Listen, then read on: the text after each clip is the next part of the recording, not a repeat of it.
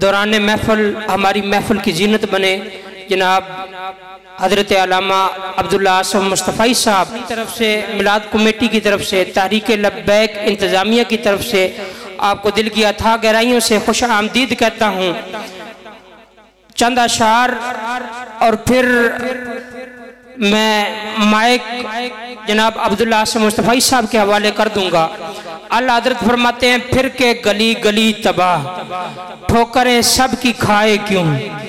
پھر کے گلی گلی تباہ، ٹھوکریں سب کی کھائے کیوں؟ دل کو جو عقل دے خدا تیری گلی سے جائے کیوں؟ اور رخصت قافلہ کا شور، رخصت قافلہ کا شور غصے ہمیں اٹھائے کیوں؟ سوتے ہیں ان کے سائے میں کوئی ہمیں جگائے کیوں؟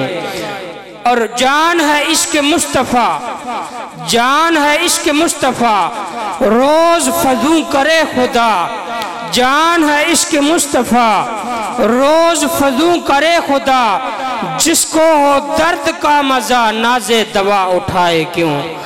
اور اب تو نہ روک اے غنی، اب تو نہ روک اے غنی، عادت سگ بگڑ گئی اور میرے کریم پہلے ہی لقمہ تر کھلائے کیوں؟ اور ہے تو رضا نرا ستم جرم پہ گر لجائے ہم، ہے تو رضا نرا ستم جرم پہ گر لجائے ہم، کوئی بجائے ساز غم ساز طرب بجائے کیوں؟ بلا تاخیر دعوت خطاب دیتا ہوں عمدۃ الواعدین حضرت علامہ عبداللہ آصف مصطفی صاحب کو۔ نعرہ تکبیر، نعرہ رسالت، نعرہ تحقیق، نعرہ حیدری، علماء اہل سنت جناب عبداللہ آصف مصطفی صاحب۔ الحمدللہ رب العالمین والصلاة والسلام علی سید الانبیاء والمرسلین۔ قال اللہ تعالی وتبارک فی القرآن المجید والفرقان الحمید۔ لقد کان لکم فی رسول اللہ اسوۃ حسنہ، صدق اللہ العظیم۔ اللہم صلی علی سیدنا و مولانا محمد وبارک وسلم۔ حمد و صلاۃ کے بعد انتہائی واجب الاحترام ذوی الاحتشام برادران اسلام، السلام علیکم ورحمۃ اللہ وبرکاتہ۔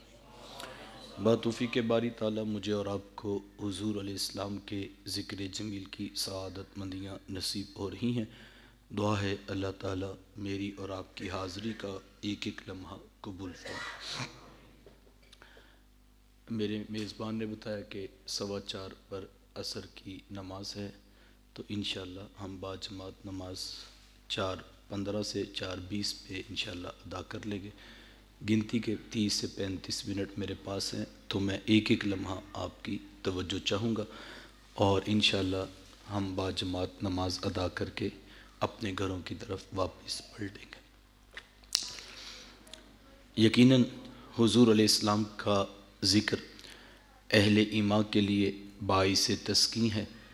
جب کسی کے لبوں سے وہ اپنے آقا و مولا کا نام نامی اسم گرامی سنتے ہیں تو ان کے دلوں میں ایمان کی حرارت بڑھتی چلی جاتی ہے، اور ایسا ہو بھی کیوں نہ کہ میرے حضور کا نام ہے بھی تو اتنا ہی میٹھا، ساری دنیا کے شہد نچوڑ دو اتنا رس پیدا نہیں ہوگا جتنا ایک بار محمد کہنے سے پیدا ہوتا صلی اللہ علیہ وآلہ وسلم۔ یہ نام کوئی کام بگڑنے نہیں دیتا، یہ نام کوئی کام بگڑنے نہیں دیتا، بگڑے بھی بنا دیتا ہے نام محمد صلی اللہ علیہ وآلہ وسلم۔ تو یہ میری اور آپ کی خوش بختی ہے، یہ میری اور آپ کی فیروز بختی ہے کہ اللہ نے مجھے اور آپ کو اپنے محبوب کا پیارا نام عطا کر دیا۔ حضور علیہ السلام کی سیرت کے کچھ پہلو آپ کے سامنے رکھنا چاہوں گا۔ اللہ کے رسول صلی اللہ علیہ وآلہ وسلم کی جس وقت ولادت ہوئی تو آپ جانتے ہیں کہ 7 دن تک اپنی والدہ حضرت آمینہ سلام اللہ علیہ کا دودھ پیا۔ 8ویں دن یہ اعزاز دشمن اسلام ابو لہب کی کنیز سویبہ کو حاصل ہوا، اس نے حضور علیہ السلام کو دودھ بھی پلایا اور دیکھ بھال بھی کی۔ یہ چند دن کا دودھ تھا، یہ چند دن کی ہی دیکھ بھال تھی، لیکن میرے آقا نے ثویبہ کے اس احسان کو بھی پوری زندگی یاد رکھا۔ مکے میں تھے تو میری ماں کہہ کے پکارا کرتے، مدنی دور آیا تو یہاں مدینے سے ان کے لیے کپڑے بھی بھجوایا کرتے اور رقم کا بھی بندوبست کیا کرتے۔ یہ ہے شریعت، یہ ہے سیرت جو میرے حضور لے کر آئے۔ میرے حضور تشریف فرما تھے، دور سے ایک بوڑھی خاتون کو اپنی طرف آتے دیکھا۔ آقا کریم علیہ السلام کی نظر پڑی تو میرے حضور اٹھ کھڑے ہوئے، میری ماں پکارتے ہوئے اور دوڑ لگاتے ہوئے ان کے قریب پہنچے، پھر کندھوں سے وہ چادر اتار کر نیچے زمین پر بچھا دی، جسے میں اور آپ کائنات کا قیمتی اثاثہ سمجھتے ہیں۔ اپنی والدہ کو اس چادر کے اوپر بٹھایا، کان لگا کر گھنٹوں ان کی باتیں سنی، اور جب وہ بوڑھی خاتون خود اٹھ کر واپس جانے لگی تو کسی نے راوی سے پوچھ لیا، یہ آنے والی خوش قسمت خاتون کون تھیں کہ محبوب علیہ السلام نے اپنے کندھوں کی چادر ان کے قدموں کے نیچے بچھا دی؟ تو بتانے والے نے بتایا کہ تمہیں نہیں پتہ، یہی تو حضور علیہ السلام کی رضائی والدہ حضرت حلیمہ سعدیہ سلام اللہ علیہ۔ سگی ماں تو سگی ماں ہوتی ہے، میرے محبوب نے تو دودھ پلانے والی ماں کو بھی اتنی عزتیں عطا کی۔ ماں باپ کیا ہوتے ہیں یہ زمانے کو میرے رسول نے آ کر بتلایا۔ آقا کریم علیہ السلام ایک دن صحابہ کو نماز پڑھانے آئے، تاحد نگاہ صحابہ نے اٹھ کر حضور کا استقبال کیا، محبتوں برا یہ ہجوم دیکھا تو چھم چھم آنکھوں سے آنسو برسنے لگے۔ ایک ٹھنڈی آہ بری اور کیا فرمایا، لو ادرکت والدیہ او احدہما، کاش آج میرے ماں باپ بھی زندہ ہوتے یا ان میں سے کوئی ایک ہی زندہ ہوتا، پھر میں لوگوں کو نماز عشاء پڑھا رہا ہوتا، اس میں سورہ فاتحہ کی تلاوت کر رہا ہوتا، پھر میری ماں کو میرے ساتھ کوئی کام یاد آ جاتا، وہ دروازے پہ آتی، چلمن سرکاتی، اپنے میٹھے اور پیار بھرے لہجے میں فرماتی، ابنی محمد، میرے بیٹے محمد میری بات تو سنو۔ کہا لوگوں میں نماز کا مصلی چھوڑ کر پہلے ماں کی بات کو سن لیتا۔ زمانے کو عملاً بتایا ماں کا وجود کتنا معتبر ہوتا ہے۔ بیٹیاں کیا ہوتی ہیں یہ زمانے کو میرے حضور علیہ السلام نے آ کر بتلایا۔ آقا کریم علیہ السلام کی آمد سے قبل آپ تاریخ عرب اٹھائیں، جب کسی کے ہاں بیٹی پیدا ہوتی تو شرم سے اس کا منہ کالا ہو جاتا۔ عزت اور آبرو بچانے کا ایک ہی راستہ ہوتا کہ ظالم باپ ماں کی ممتا بری گود سے پھول جیسی بیٹی چھینتا، گڑھا کھود کے دھکا دے کر اوپر مٹی ڈال دیتا۔ اگر کوئی باپ اتنا ظالم تھا، اتنا سفاک تھا، تو اس قابل تھا کہ وہ معاشرے میں سر اٹھا کر جی سکتا ہے، اور اگر کسی کے ہاتھوں میں اتنی سکت نہیں کہ وہ اپنی زندہ بیٹی کا گلا دبا سکے، تو وہ اس قابل ہی نہیں تھا کہ معاشرے میں سر اٹھا کر جی سکے۔ یہ عرب معاشرہ ہے جس کو قرآن مجید فرقان حمید نے بھی بیان کیا ہے۔ وہ عملاً بیٹیوں کو ذبح کیا کرتے اور بہنوں کو زندہ درگور کر دیا کرتے۔ جس دور میں بیٹی ذبح کی جا رہی تھی، جس دور میں بہن زندہ درگور کر دی جاتی، میرے حضور اس دور میں کلمہ حق بلند کیا، اور حضور میں بیٹیوں کو ذبح کرنے والوں سن لو، فاطمہ تو بدعۃ منی، میری فاطمہ تو میرے جگر کا بھی ٹکڑا ہے۔ یہ کلمہ محبت بھی ہے، یہ کلمہ جہاد بھی ہے۔ دیکھیں آج میں یا آپ اپنی بیٹی یا بہن کے لیے کوئی پیار بری بات کہیں تو یہ بہت بڑی بات نہیں ہے۔ آج اس معاشرے میں بیٹی کی عزت ہے، آج اس معاشرے میں بہن کا وقار ہے۔ یوں ہی تو نہیں بوڑھا باپ اپنی جھکی ہوئی کمر پہ بوریاں لاد لاد کے مزدوری کر رہا ہے کہ میں نے اپنی بیٹی کو عزت کے ساتھ رخصت کرنا ہے۔ جوان سال بھائی فیکٹریوں میں اوور ٹائم لگا رہے ہیں کہ ہم نے بہنوں کو عزت کے ساتھ بیاہنا ہے۔ یار یہ باپ تو ذبح کرتا تھا، یہ بھائی تو زندہ درگور کر دیتا تھا، آج یہ فیکٹریوں میں اوور ٹائم لگا رہے ہیں، آج یہ شہر کیا ملک چھوڑنا پڑے بہنوں کی خاطر بیرون ملک جا کے مزدوریوں میں مصروف ہو جاتے ہیں۔ یار یہ تو ذبح کیا کرتے تھے، یہ تو پیدا ہوتی کا گلا دبا دیا کرتے تھے، ان کے سینے میں اتنا کوٹ کوٹ کر پیار کس نے بھر دیا؟ جواب ایک ہی ملے گا، یہ فیض ہے آمینہ کے لال کا، یہ فیض ہے میلاد والے آقا کا، جنہوں نے کٹتی بیٹیوں کو عزت، ذبح ہوتی ہوئی بہنوں کو زندگی کی بہاریں عطا فرمائیں۔ آقا کریم علیہ السلام ایک دن گھر تشریف لائے تو ام المومنین حضرت عائشہ صدیقہ رضی اللہ تعالی عنہ عرض کرتی ہیں کہ حضور آج بڑا عجیب واقعہ ہوا۔ حضور میں عائشہ آج کیا ہوا؟ عرض کی حضور ایک حبشیہ نایاب عورت آئی اور اس نے آ کر دروازے پر صدا لگائی۔ میں نے گھر میں تلاش کیا کہ کوئی چیز مل جائے تاکہ میں سائل کو صدقہ کر دوں۔ تلاشی بسیار کے بعد مجھے صرف ایک کھجور ملی اور میں اس کو وہی صدقہ کر دیا۔ حضور اس نے اس کھجور کے 2 ٹکڑے کیے، ایک دائیں جانب والی بیٹی کو کھلا دیا اور ایک بائیں جانب والی بیٹی کو کھلا دیا۔ حضور ماں خود بھی بھوکی تھی، اس کا اپنا پیٹ بھی کمر سے لگا ہوا تھا، لیکن اس نے خود کچھ نہیں کھایا، سب کچھ اپنی بیٹیوں کو ہی کھلا دیا۔ یہ کہتے کہتے ام المومنین آپ دیدہ ہو گئی، آنکھوں میں آنسو آ گئے۔ تو حضور فرمایا سنو عائشہ، اگر کل قیامت کے دن ان بچیوں کی ماں کو جہنم میں جانے کا حکم ہو گیا تو یہ بیٹیاں ہی درمیان میں آڑ بن کے کھڑی ہو جائیں گی کہ مالک ہم تو اپنی ماں کو جہنم میں نہیں جانے دیں گی، اللہ ان بچیوں کی سفارش قبول کر کے ان کی ماں کو جنت عطا کرے گا۔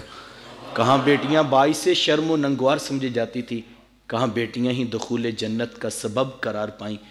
خود فرمایا جس کو اللہ نے 2 بیٹیاں یا 2 بہنیں عطا کی، پھر اس نے ان کی پرورش کی، ان کی تربیت کی، یہاں تک کہ ان کا نکاح کر دیا، اور پھر پیچھے سے بھی اس نے خیر خبر رکھی، تو میرے حضور فرماتے اتنا خوش قسمت شخص ہے، کل قیامت کے دن میرے اتنے قریب ہوگا جتنی یہ 2 انگلیاں آپس میں قریب ہیں۔ یہ اعزاز، یہ تکریم کس کو ملے گی؟ جس نے بیٹیوں سے وفا کی ہوگی۔ بہنیں کیا ہوتی ہیں یہ زمانے کو میرے حضور علیہ السلام نے آ کر بتلایا۔ آپ جانتے ہیں آقا کریم علیہ السلام کی نہ کوئی سگی بہن تھی اور نہ کوئی سگا بھائی، میرے حضور در یتیم ہیں، لیکن جب رضاعت کا شرف عطا کرتے ہوئے میرے حضور حضرت حلیمہ سعدیہ سلام اللہ علیہا کے ہاں تشریف لے گئے تو آپ جانتے ہیں کہ ان کی ایک بیٹی تھی جن کا نام شیمہ یا شیمہ بتایا جاتا ہے۔ وہ رشتے میں حضور علیہ السلام کی رضائی بہن لگتی تھی۔ قبیلہ بنو سعد کے رواج کے مطابق شام کو جب مائیں کھانا پکانے لگتی تو بہنیں اپنے بھائی گود میں اٹھا کر باہر کھلے میدان میں لے آتی۔ ہر بہن کی گود میں اس کا بھائی ہوتا اور وہ اپنے بھائی کے حسن کے قصیدے پڑھ رہی ہوتی۔ اگر کسی کے بھائی کا رنگ کالا ہوتا تو وہ کہتی رنگ کالا ہے تو کیا ہوا، میرے بھائی کے نقوش دیکھو کتنے خوبصورت ہیں، اس کی اٹھی ہوئی ناک، اس کی جیل جیسی خوبصورت آنکھیں تو دیکھو کتنی پیاری، تو وہ نقوش کو معیار حسن قرار دیتی۔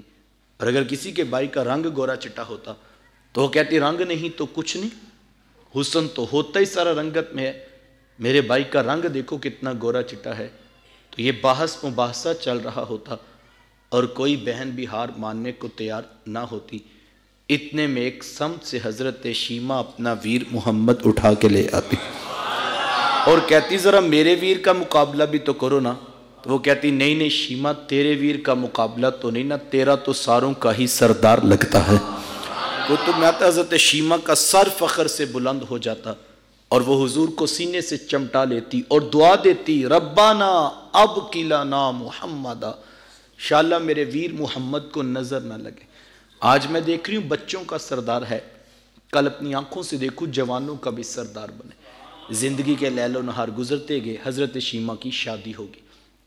مدنی دور کی کہانی ہے۔ اتفاق یہ ہوا کہ جس قبیلے میں حضرت شیمہ کی شادی ہوئی، حضور علیہ السلام کے صحابہ کی لڑائی اور جنگ اسی قبیلے میں ہوئی۔ ان کے کچھ بندے قتل کر دیے اور کچھ کو قیدی بنا کر صحابہ اپنے ساتھ لے آئے۔ عرب کے رواج کے مطابق قیدیوں کو چھڑانے کے لیے قوم کے سردار فدیہ اور فنڈ اکٹھا کرنے نکلے۔ ہر دروازے پہ دستک دیتے اور فنڈ مانگتے۔ چلتے چلتے حضرت شیمہ کے دروازے پر بھی پہنچ گئے۔ دستک دی تو پوچھا کون؟ کہا قبیلے کے سردار ہیں، فنڈ اکٹھا کر رہے ہیں، تم بھی اپنا حصہ ڈالو۔ پوچھا یہ فنڈ کس لیے اکٹھا ہو رہا ہے، یہ رقم کیوں جمع کی جا رہی ہے؟ تو کہا کہ مدینے میں ایک شخص ہے، ادعائے نبوت رکھتا ہے، اس نے ہمارے لوگ پکڑ لیے ہیں، ہم نے اپنے قیدی چھڑانے ہیں۔ تو پوچھا کہ اس کا نام کیا ہے؟ کسی کی زبان سے بے ساختہ نکلا محمد صلی اللہ علیہ وآلہ وسلم۔ ایک عرصے کے بعد حضور علیہ السلام کا نام سنا تو آنکھوں میں آنسو آ گئے۔ کہا انہوں نے تمہارے بندے پکڑے ہیں؟ کہا ہاں انہوں نے ہمارے لوگ پکڑے ہیں۔ کہا پھر فنڈ اکٹھا کرنا چھوڑو، صرف مجھے ساتھ لے چلو۔ کہا تم کیا کرو گی؟ کہا تمہارے قیدی چھڑا کے لاؤں گی۔ کہا تم ان کو جانتی ہو؟ کہا ہاں تمہیں نہیں پتہ، وہ میرے بچپن کے ویر اور بھائی لگتے ہیں، میں تمہارے قیدی چھڑا کے دکھاؤں۔ حضرت شیمہ قبیلے کے سرداروں کو ساتھ لیا اور حضور علیہ السلام کے خیمہ نوری کی طرف سفر شروع کیا۔ یہ وہ وقت تھا جب ادب کی آیات نازل ہو چکی تھی۔ خبردار میرے رسول کی آواز سے آواز بھی اونچی نہ کرنا، ورنہ زندگی کی ساری کمائی غارت کر کے رکھ دوں۔ صحابہ ننگی تلواروں سے در حبیب پہ پہرہ دے رہے تھے۔ حضرت شیمہ اس خیال سے کہ میں تو اپنے بھائی کو ملنے جا رہی ہوں، جب آگے بڑھنا چاہا تو پہرے داروں نے تلواریں سونپ دیں۔ رک جا دیہاتی عورت، جانتی نہیں آگے کوچائے رسول ہے، آگے تو بغیر اجازت کے جبریل نہیں جا سکتے، تو کون ہے؟ روایت میں آتا ہے جب راستہ روک دیا، تلواریں سونپ دیں تو حضرت شیمہ نے یوں ہاتھ سے تلوار کو جھٹک کے کہا خلو سبیلی وعلموا انا اخت نبیکم، کہا میری راہیں چھوڑ دو، جانتے نہیں میں تمہارے نبی کی باجی اور بہن لگتی ہوں۔ یہ آواز کانوں میں پڑی تو صحابہ کی آنکھوں پر پلکوں کی چلمنے آ گئیں، نگاہیں نیچی کر لی، تلواریں پیچھے ہٹا لی۔ حضرت شیمہ پورے پروٹوکول سے حضور علیہ السلام کے خیمہ نوری میں داخل ہوئی۔ میرے حضور جب دور سے بہن کو آتے دیکھا، حضور اٹھ کر استقبال کیا، مرحبا خوش آمدید پیش کرتے ہوئے فرمایا میری بہن آج کدھر کو آنا ہوا؟ عرض کی حضور آپ کے بندوں نے ہمارے کچھ لوگ پکڑ لیے ہیں، میں ان قیدیوں کو چھڑانے کے لیے آئی ہوں۔ تو میرے حضور نے سنیے کیا جواب ارشاد فرمایا۔ حضور فرمایا میری بہن تو نے آنے کی زحمت کیوں گوارا کی؟ تو گھر سے بھی پیغام بھیج دیتی، میں محمد تیرے کہنے پہ ہی ساروں کو چھوڑ دیتا۔ زمانے کو بتایا دروازے پر بہن کا آنا کتنا معتبر ہوتا ہے۔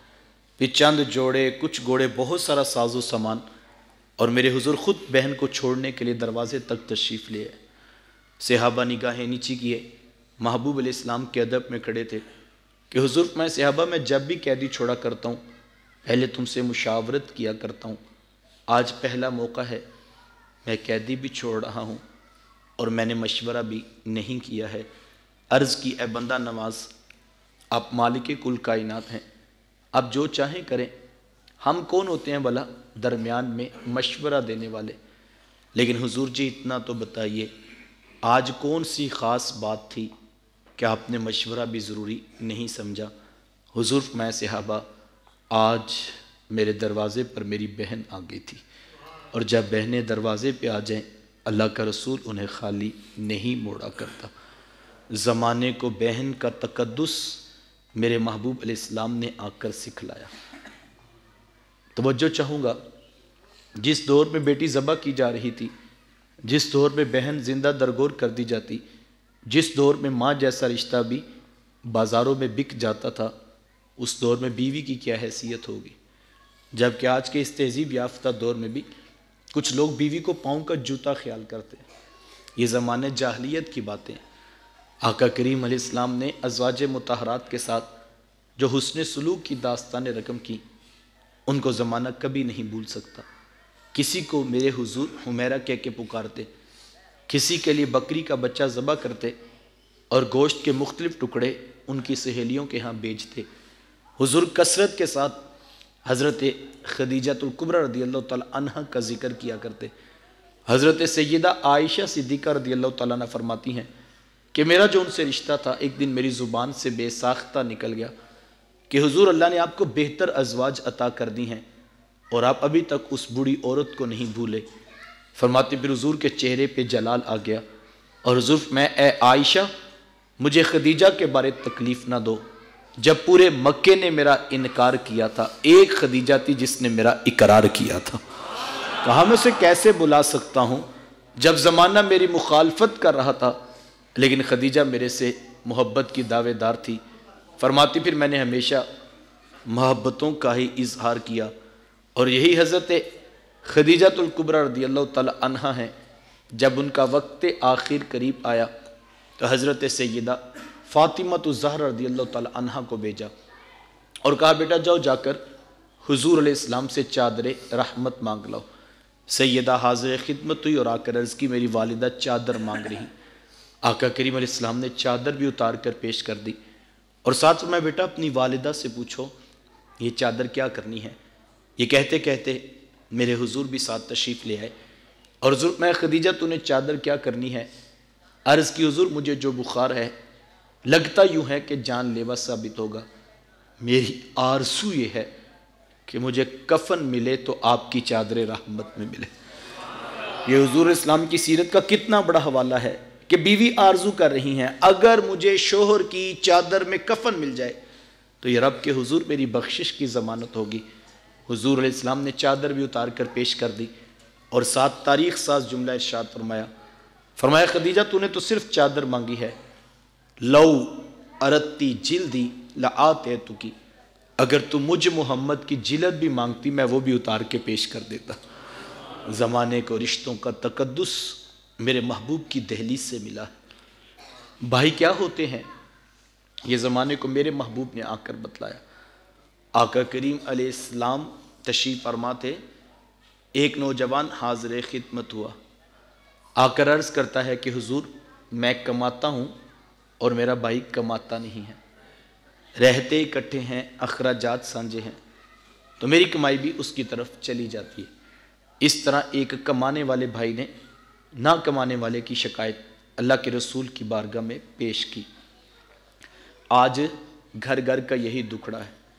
جو زیادہ کماتا ہے وہ دوسروں کو خاطر میں نہیں لاتا. بڑا بھائی چھوٹوں کے لیے بے پناہ محبت کے جذبات ہی رکھتا ہو لیکن اس کی آمدن تھوڑی ہو تو چھوٹے تانا دیتے ہیں کہ تو نے باپ کے بعد کون سی جاگیر ہے جو ہمارے لیے بچا کے رکھی. آج کہا جاتا ہے تو کہتا ہے تیری عزت کوئی نہیں کرتا, تیری عزت کس بات پہ کرے. آج کہا جاتا ہے تیرے بچوں کی فیسیں تو ہم بھرتے ہیں, گھر کے اخراجات تو ہم چلا رہے ہیں, تیری عزت کس بات پہ کریں. آج جس بھائی کے پاس دولت زیادہ نہ ہو سگے بھائی اس کی عزت کرنے کے بھی روادار نہیں ہیں. لیکن میرے حضور نے کیا ارشاد فرمایا. سائل پوچھتا ہے میں کماتا ہوں وہ کماتا نہیں ہے تو حضور فرمایا ہو سکتا ہے اللہ تجھے رزق تیرے اس بھائی کی وجہ سے دے رہا ہو جو کماتا نہیں. کتنی بڑی بات ہے یار. یہ تو کرم ہو گیا صاحب, اس نے تیرا ہاتھ دینے والا بنایا لینے والا نہیں بنایا. اگر تیرا ہاتھ لینے والا بنا دیتے تو کیا کر سکتا تھا. تو بھی تو اسی ماں کا بیٹا, تو بھی تو اسی باپ کی اولاد ہے. تیری رگوں میں الگ سے خون تو نہیں بڑھا ہوا, تیرے دماغ میں الگ سے سوچیں تو سوتے نہیں پھوٹتے. تو کہتا ہے تیرے سے زیادہ محنت کرنے والا, تیرے سے زیادہ محنت کرنے والے ابھی تک وہیں پہ کھڑے ہیں. تیرا ستارہ اوج ثریا کی بلندیوں کو چھونے لگا تو تجھے اونچا اس لیے نہیں کیا تھا کہ تو M P A M N A وزیروں امیروں کے ہاں دعوتیں اڑاتا پھرے. تجھے تو اونچا اس لیے کیا تھا کہ تو پلٹ کے نیچے دیکھتا اور جو بہن بھائی نیچے رہ گئے تھے اب ان کو کھڑا کرنے کا سوچتا. وہ کسی دانشور نے کسی کروڑ پتی کا انٹرویو لیا تو پوچھا جناب آپ کروڑ پتی کیسے بنے. آج ہر شخص چاہتا ہے میں بھی راتوں رات امیر ہو جاؤں, میں بھی کروڑ پتی بن جاؤں. تو پوچھا جناب آپ کروڑ پتی کیسے بنے. تو اس نے مسکرا کے کہا میں نے اپنے نیچے والوں کو لاکھ پتی بنا دیا, قدرت نے مجھے کروڑ پتی بنا دیا. جو نیچے والوں کے بارے میں سوچتا ہے اللہ تعالیٰ اس کو رزق کی فراوانیاں عطا کرتا ہے. صاحبو یہ وہ محبتوں کا دین ہے, یہ وہ الفتوں کا پیغام ہے, یہ وہ جوڑنے والی تعلیمات ہیں جو لے کر میرے حضور اس کائنات میں جلوہ فراز ہوئے. ہم نے حضور علیہ السلام کی آمد کی خوشی میں کمکمے بھی روشن کیے, ہم نے چراغا بھی کیا, ہم نے راہوں میں پھول کلیاں پتیاں بھی بچھائی, ہم مٹھائیاں بھی بانٹ رہے ہیں اور ہم دیگے بھی پکا رہے ہیں. یہ سب کام برکت کے ہیں, میں ان کی نفی نہیں کرتا. وہ تو نادان ہے بیچارہ جو اس عنوان پر بھی الجھ پڑا اور نہ جانے کون کون سا فتویٰ ہے جو امت پر لگا دیا گیا. میں تو صرف ایک جملہ یہ کہتا ہوں اور بڑے درد سے کہتا ہوں کہ صاحب ہمیں بھی تو بتا, اگر حضور علیہ السلام کی آمد کی خوشی بھی نہیں منانی تو یار کائنات میں خوشی پھر بچتی کون سی ہے؟ خوشی ہوتی کیا ہے؟ خوشی کا تصور کیا ہے؟ انسان کے ساتھ خوشی کا کوئی تعلق بچتا ہے؟ ایک لمحے کے لیے تصور کیجئے، جب تک وہ دھرتی پہ جلوہ فراز نہیں ہوئے تھے انسان کی حالت کیا تھی؟ کبھی یہ چاند، کبھی یہ سورج اور کبھی یہ ستاروں کی پرستش کرتا تھا، کبھی اپنے ہاتھوں سے بت بنا کے اس کے آگے ماتھا ٹیک دیتا تھا. اور اس کی تو رسوائی کی اتنی دردناک کہانی ہے کہ یہ انسان کبھی سانپ، کبھی بچھو اور کبھی کیچواؤں کی بھی پرستش کرتا رہا، کبھی حجر، کبھی شجر، کبھی پتھروں کو اپنا معبود ماننے والا. ذرا غور تو کیجئے یار، جانور بھی اپنے بچوں سے پیار کرتے ہیں، لیکن یہ انسان ہونے کے باوجود پیدا ہوتی بیٹی کو ماں کی گود سے چھین کے گڑھا کھود کے دھکا دے کے اوپر مٹی ڈال دیتا. اور اس سے بڑے ستم کی بات کہ جب واپس پلٹتا تھا اتنا بڑا جرم کر کے تو معاشرہ اس کو داد دیتا تھا، اس کو فخر کی نگاہ سے دیکھتا تھا کہ یہ وہ شخص ہے جس نے اپنی بیٹی کو زندہ زمین میں دفن کر دیا ہے. ذرا غور تو کیجئے. آج کہا جاتا جناب لکھا کہاں ہے؟ صاحب لکھے ہوئے کی کمی نہیں، قرآن کا لفظ لفظ حرف حرف میرے رسول کی تعریف کر رہا ہے. لکھے ہوئے کی کمی نہیں، لکھے ہوئے کی کمی. لیکن میں کہتا ہوں انسان اپنی عقل سے ذرا سوچے تو صحیح، جب تک وہ نہیں تشریف لائے تھے حالت کیا تھی انسان کی؟ یہ تو کرم ہو گیا کہ دھرتی پہ میرے حضور کے قدم لگے اور روٹھی ہوئی خوشیاں پھر واپس پلٹ آئیں، اور حضور کے قدموں کا صدقہ انسانیت کو معراج نصیب ہوئی ہے. کائنات میں جتنا بھی چراغاں ہے، جتنی بھی روشنیاں ہیں، جتنی بھی خوشیاں ہیں، صدقہ ہے آمینہ کے لال کا. تو ایک دن کا میلاد کیا ہے؟ ساری زندگی سر سجدے میں رکھ کر تشکر کے کلمے بھی پڑھے جائیں تو حق شکر ادا نہیں ہوگا. تو میں یہ بھی بات بھی کہتا ہوں کہ مجھے یہ بتائیں یار، تشریف آوری کن کی ہے؟ جلوہ فراز کون ہو رہے ہیں؟ آمد جناب کن کی ہے؟ جناب تشریف وہ لا رہے ہیں کہ جن کے پیچھے 1 نہیں، 2 نہیں، 3 نہیں، 1.25 لاکھ کے قریب انبیاء اور رسل ہاتھ باندھ کے کھڑے ہو جاتے ہیں. تشریف کون لا رہے ہیں؟ جو نبیوں کے بھی امام، جو رب کے بھی محبوب کہلائے. جناب آ کون رہے ہیں کہ جن کے ہاتھ اٹھیں تو سورج پلٹ کے اثر کے وقت پہ آ جاتا ہے. جلوہ فراز کون ہو رہے ہیں؟ جن کی انگلی کا اشارہ ہو تو چاند بھی ٹکڑے ہو کے قدموں میں سلامی پیش کرتا ہے. آ کون رہے ہیں؟ اللہ اکبر، کہ جو حکم دیں تو حجر و شجر بھی آ کے سجدے کرتے دکھائی دیتے ہیں. آ کون رہے ہیں؟ اسڑیاں کھجوراں اگا جان دائے، او پتھراتی کلمے پڑھا جان دائے. قطرے کو سمندر، ذرے کو ستارہ کرتے ہیں، کونین کو خم آ جاتا ہے جب زلف سنوارا کرتے ہیں. اتنی بڑی کائنات کی ہستی، بعد از خدا بزرگ توئی، قصہ مختصر. رب ہم نے اپنے بڑوں سے سنا ہے، صرف اللہ آپ سے بڑا ہے. تو اللہ کی ذات کے بعد انسانیت میں سب سے بڑا رتبہ جن کو حاصل ہے وہ تشریف لا رہے ہیں. اتنی بڑی شخصیت، اتنی بڑی ذات کی تشریف آوری ہو تو مجھے اب بتائیے، اتنی بڑی ذات جلوہ فراز ہو رہی ہوں تو یہ کاغذ کی جھنڈیاں کوئی استقبال تو نہیں نا؟ پھر یہ مصنوعی پھول اور یہ لائٹنگ اور چراغاں یہ کوئی استقبال تو نہیں؟ اور میں کہتا ہوں میاں یہاں تو ان جھنڈیوں کا بھی مسئلہ بنا ہوا ہے. ہم تو کمزور لوگ ہیں، یہ کوئی استقبال نہیں، یہ صرف اپنی محبتوں کا اظہار ہے. یہ تو اپنے جو ہے وہ ہم کمزور لوگ ہیں، ہم تو کر کچھ نہیں سکتے صاحب. اور میں کہتا ہوں یہاں تو کاغذ کی جھنڈیوں کا بھی مسئلہ بن گیا. میں کہتا ہوں میاں ہمارا تو بس نہیں چلتا، ورنہ دل کاٹ کے محبوب کی راہوں میں ڈال دیں. یہ کاغذ کی جھنڈیاں کیا استقبال کریں گی صاحب؟ بس نہیں چلتا ورنہ بدن کی بوٹی بوٹی کاٹ کے محبوب کی راہوں میں رکھ دے. اللہ اکبر، کتنا بڑا. یہ میرے امام نے یوں ہی نہیں کہا تھا، کروں تیرے نام پہ جاں فدا، نہ بس ایک جاں 2 جہاں فدا. 2 جہاں سے بھی نہیں جی برا، کروں کیا کروڑوں جہاں نہیں ہے. اگر کروڑوں جہاں بھی اس محبوب کے قدموں پہ وارے جائیں تو حق کے شکر ادا نہیں ہو سکتا. اور میں یہ کہتا ہوں ہم کیا استقبال کریں گے؟ ہم تو کمزور لوگ ہیں، ہم صرف اپنی محبتوں کا اظہار کرتے ہیں. اور دوسری بات یار، استقبال تو اس دن ہوا تھا جب حضور اس دھرتی پہ جلوہ فراز ہوئے تھے. اللہ اکبر، ہر طرف سے مبارک باد کی آواز آ رہی تھی، ہر طرف سے جو ہے محبتوں کے پھول پیش کیے جا رہے تھے۔ حضرت آمینہ سلام اللہ علیہ فرماتی ہیں جب حضور جلوہ فراز ہوئے اتنی روشنیاں، اتنے چراغ، اتنے اجالے برسے کہ میں بیٹھی مکے میں تھی، شام کے محلات بھی دیکھ رہی تھی۔ اللہ اکبر۔ شرق کے جانور غرب کی طرف، غرب کے جانور شرق کی طرف دوڑ لگا رہے تھے اور ایک دوسرے سے ملاقات کر کے کہہ رہے تھے مبارک ہو آمینہ کے گھر مصطفیٰ تشریف لے آئے ہیں۔ اللہ اکبر۔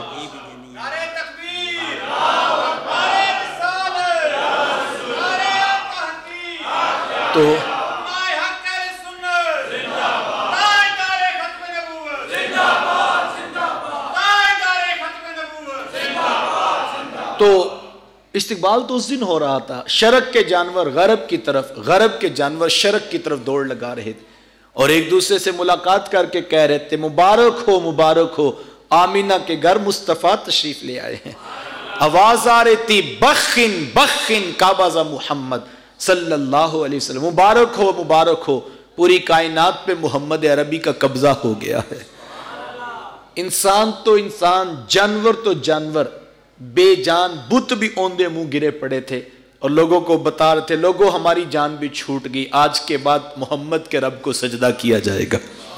اللہ اکبر۔ تو استقبال تو اس دن ہوا تھا صاحب۔ تو یہ تو محبتوں کے رنگ ہیں، لیکن میں اتنی بات ضرور کہنا چاہوں گا، عقیدتوں کے یہ رنگ اور محبتوں کے یہ انداز سب باعث برکت، یہ کمکم ہے، یہ کمکم ہے، یہ روشنیاں، یہ چراغاں، یہ پھول، یہ سب باعث برکت۔ لیکن یاد رکھیے گا بیٹا، یہ آغاز سفر ہے، یہ منزل نہیں ہے۔ منزل میرے حضور کی ذات ہے، منزل میرے رسول کا پیغام ہے، منزل ان کا اسوہ نور ہے۔ منزل کا سفر کیجئے۔ میں اگر ساری بات کو 2 جملوں میں کہوں تو شاید میں یہ کہنا چاہتا تھا کہ میرے شیخ طریقت فرمایا کرتے ہیں کہ بیٹا یہ نہ ہو کہ لوگ تم سے پوچھیں تم کون ہوتے ہو اور تم پاسپورٹ سے مذہب کا خانہ دکھاؤ، یہ دیکھیے اسلام لکھا ہے ہم مسلمان ہوتے ہیں۔ کہا نہیں بیٹا، نہ کسی کو پوچھنا پڑے، نہ کسی کو بتانا پڑے، تم دور سے آ رہے ہو، تمہاری وضع قطع، شکل و صورت، چال ڈھال، انداز معاشرت اتنا خوبصورت ہو کہ لوگ مسکرا کے کہیں وہ دیکھیے میلاد والے آقا کا امتی آ رہا۔ یہ میرا اور آپ کا مستقبل ہے، یہ میری اور آپ کی منزل ہے، ہم نے اسی منزل کی طرف بڑھنا ہے۔